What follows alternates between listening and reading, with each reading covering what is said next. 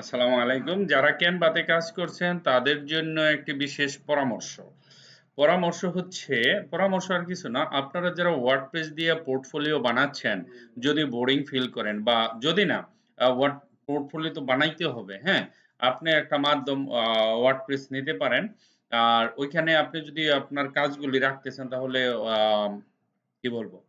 Canva দিয়ে বানায় যদি ইলাস্ট্রেটর দিয়ে না বানান বা ক্যানভা দিয়ে বানায় আপনি রাখতে পারেন। ঠিক আছে? ক্যানভা কিন্তু অনেক মূল্যবান একটা জিনিস। অনেকেই কাজ করে ক্যানভাতে। কিভাবে বানাবেন সেটা এরকম বানিয়ে ওয়ার্ডপ্রেস এ রাখতে পারেন বা আপনি এটা পোস্ট করতে পারেন, Pinterest এ রাখতে পারেন, Pinterest এ রাখতে পারেন। তারপরে বিভিন্ন জায়গায় দিতে পারেন। ঠিক আছে?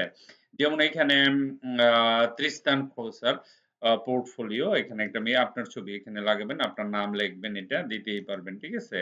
তারপর নিচের পেজে যাবেন টাইটেল অ্যাবাউট মি আপনার সম্পর্কে টাইটেল টুইটেল যা লেখার আপনি কি কি কাজ জানেন এখানে কাজগুলি এগুলি দিবেন এগুলি ডিলিট করে আপনার এটা দিবেন ওয়ার্কস এক্সপেরিয়েন্স ও আপনি যে কাজগুলি জানেন সেই কাজগুলি এখানে দিতে হবে এরকম একটা পোর্টফোলিও সুন্দর করে বানাবেন স্কিল এন্ড এক্সপেরিয়েন্স যেখানে আছেন সুন্দর করে লিখবেন মাই আর্ট এখানে লিখবেন তারপর আপনার যে কাজগুলি আছে সেখানে দিবেন এই কাজগুলো I was created to be create ঠিক আছে? তারপরে আদার প্রজেক্ট যে কাজগুলি করছেন অর্থাৎ আপনি যেগুলি বানাইছেন এগুলো এখানে দিয়ে দিবেন। কেমনে দিবেন সেটা তো আপনারা জানেনই।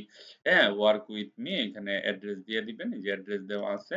এরকম একটা পোর্টফোলিও ক্যানভা দিয়ে বানাতে পারবেন আপনি। ঠিক আছে? আশা করি আপনারা বানাতে পারবেন এরকম একটা জিনিস, হ্যাঁ? সুন্দর করে। পেজ এখন আরো যদি পেজ নেন তাহলে এড পেজে ক্লিক করলে আরো পেজ হয়ে যাবে একটা। আবার এড পেজে ক্লিক করলে আরেকটা হবে।